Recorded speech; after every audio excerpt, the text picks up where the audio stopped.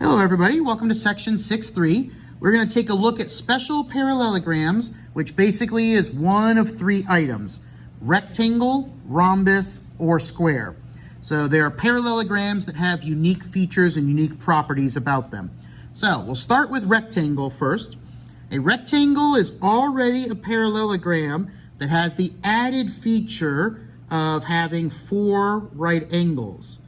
So it is still the same picture from parallelogram, but we gain the addition of four corner boxes for four right angles. Because it's a parallelogram that basically stands up straight as a right angle, we introduce two additional properties on top of what we already saw in parallelogram.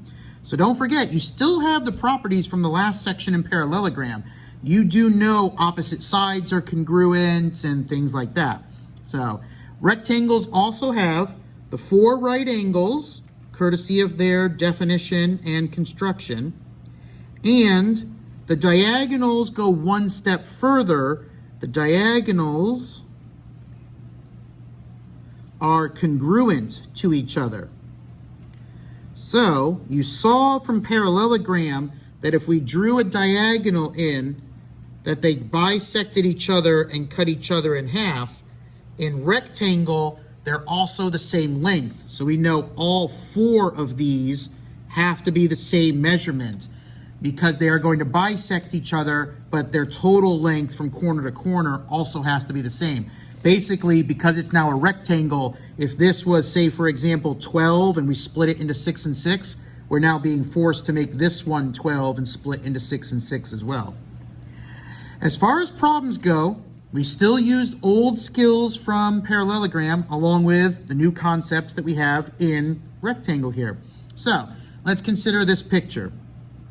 P to Q is 24, so we know S to R also has to be 24, and that will answer this blank for us. P to S is 10, so we know Q to R has to be 10, that will answer this blank for us.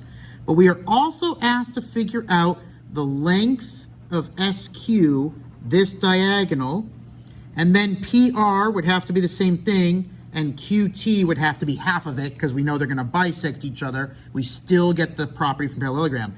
The key is solving the length of this side. This is going to be one of the problems where we introduce a concept.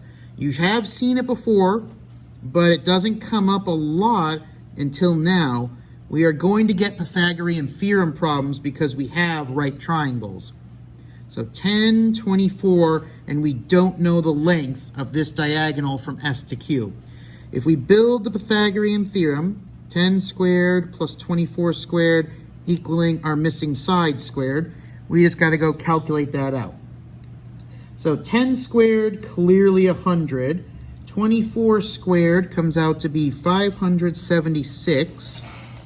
And if we add those two together, we'll end up getting 676. To undo the squared, we'll take the square root of both sides. The square root of 676 comes out to be 26 on the dot. So we know for a fact from here to here, S to Q is a length of 26, thanks to the Pythagorean theorem work that we just did, which means by the property of a rectangle, PR is also 26, diagonals are congruent, and QT is 13, half of that 26. They do bisect each other as well. If we look at it in algebra terms, for example 2 here, if J to M, so this portion here is X plus 17, and M to K, this portion here is 5X minus 23, we're asked to find the entire length from J to L. Well, courtesy of two properties, as a rectangle, we know JL and HK are the same, diagonals are congruent. As a parallelogram, we know JM and ML have to be the same, bisecting each other. So as we discussed up here in the top in the picture, all four of these smaller component pieces have to be the same because they're both going to be congruent and bisecting.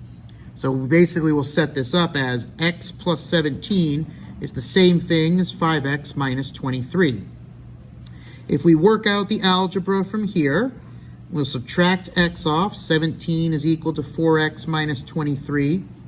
We'll add the 23 over. We'll get that 40 is equal to 4x. Dividing out the 4 provides that x is equal to 10. Let's use that 10 to go find the length from J to L. If we plug it in here, 10 plus 17 makes JM 27 units long. And remember, it was bisected. So JL must be a total of 54 units long, 27 for JM and another 27 for M to L. That's everything on rectangle. So we have another specialty parallelogram. We could consider a rhombus. And that's going to be the special case of parallelogram where we have 4 congruent sides. So you notice what happened with rectangle. With rectangle, we got 4 congruent angles because they were all 90. With rhombus, we get 4 congruent sides that are all the same length. In addition to that, we get the properties from it as well. So we do get the 4 congruent sides, courtesy of its construction and definition. We also get that the diagonals are perpendicular to each other. So if we add that to the picture, we'll know for a fact that this diagonal and this diagonal are forming a right angle at all 4 spots. So we know we have 4 right angles on the inside. And we also have that the diagonals will bisect the opposite angles. So the easiest way to understand that one is to just give an example of one. If you are told that this angle up here is, say for example, 80 degrees, thanks to the diagonal, there must be 40 in this top triangle and a separate 40 in this triangle on the right-hand side. And that would happen down here at this corner as well. It would have to be 80 split into 40 and 40. The diagonals will bisect the angles that are cross-related. It'll happen in this one too, but I just am giving you one example so you can actually see it in action. As far as problems go, we still perform the same basic functions. We go through and label what we know and then work out the math from there. So for example 1, we're given R to T is 22. That means it must be 11 for RV and 11 for VT, because remember, it is a parallelogram. They are going to bisect each other. U to S is 18, so it must be 9 here for UV and 9 here for VS, which means we can answer the first couple of questions right off the bat. V to T has to be 11 units long. U to V has to be 9 units long. But RS and ST are on the outside here. But don't forget, we also have this property. The diagonals are perpendicular. We can generate a right angle here. This is going to be another Pythagorean theorem problem. Let's sketch it on the outside here. We have a right angle from where the diagonals met. We have 9 courtesy of VS, and we have 11 courtesy of VT. So this will solve the length of S to T for us.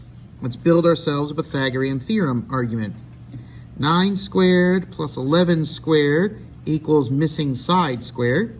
So 81 plus 121 to be my missing side squared. That will be a grand total of 202.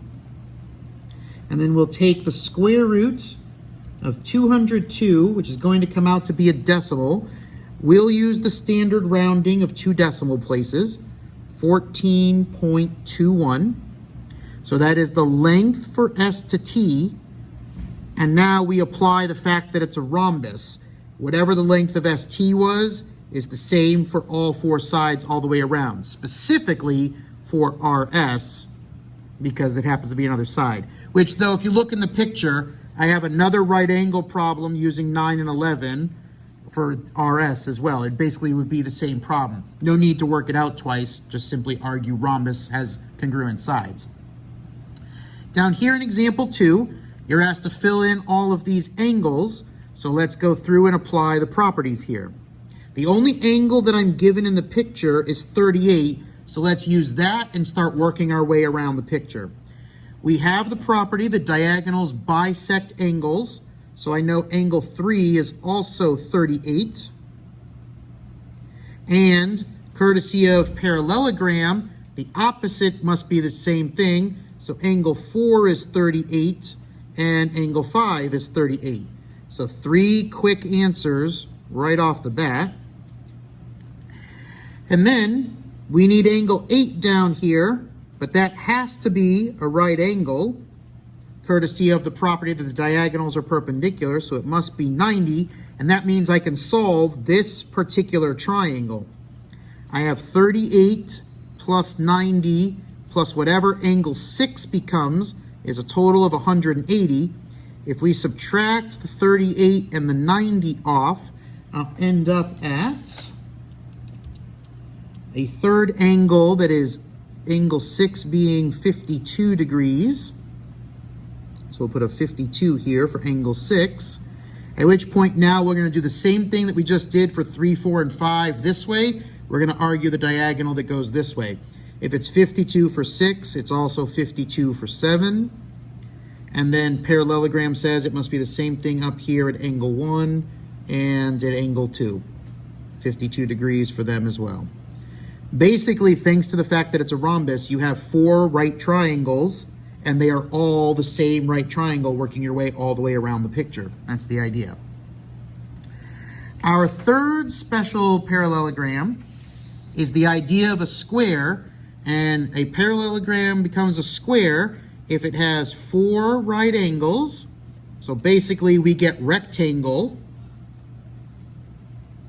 and 4 congruent sides. So we end up getting everything from rhombus as well. So there's really no new properties to list off. All you have to do is think about how was a square constructed. Square was a rectangle, courtesy of its angles, and a rhombus, courtesy of its sides. So as a result, we had all the properties from parallelogram, since that is where it started from, as well as rectangle, since it had the right angles, as well as square, since it had the sides. Assuming rhombus, since it had the sides. It's basically all of them combined together. We are going to get properties from everything. So basically for your square problems, we are looking at every single thing combined together. So as far as problems go, that does make them relatively easy for us though. If STUV is a square here, SW is 2x plus 13, WU is 8x minus 41. We want to find the length of VT. Well, here's your first one. Square inherits the property from rectangle. The diagonals are congruent. However long SU is the same as V to T. It also inherits the property from rectangle, where it will be, from parallelogram, where they'll be bisecting each other. So you know they have to be equal portions. 2x plus 13 is equal to 8x minus 41. So we'll manipulate the algebra around. Subtracting the 2x off is 13 equals 6x minus 41. We'll add the 41 over. That provides me 54 is equal to 6x. So our missing value of x has to be 9. Now let's go plug it in. If we plug in 9 here, 2 times 9 is 18, plus 13 is 31. If we plug in 9 here, 8 times 9 is 72, minus 41 is another 31. So the whole length from S to U is a total of 62, and as a result, V to T must also be 62. The whole idea of square problems is use all the properties that you've got. You know you have from the parallelogram that the diagonals bisect each other. you know you have from rectangle that they're congruent to each other. You can apply all of these things and end up building this equation out of it. For the last one down here at the bottom, we're given the same idea. If this is a square, solve for x in this one angle. Let's discuss the same thing. Courtesy of rectangle, it must be 90. And courtesy of rhombus, we know it must be bisected, making it 45 in each portion. That sets up 7x plus 3 is equal to 45 degrees. If we subtract the 3 off, 7x will now be equal to 42. Dividing out the 7 provides that x is equal to 6, which is exactly what we were asked to solve. The key to this section, though, is recognizing that you have all of these properties. Square inherits the properties of everything.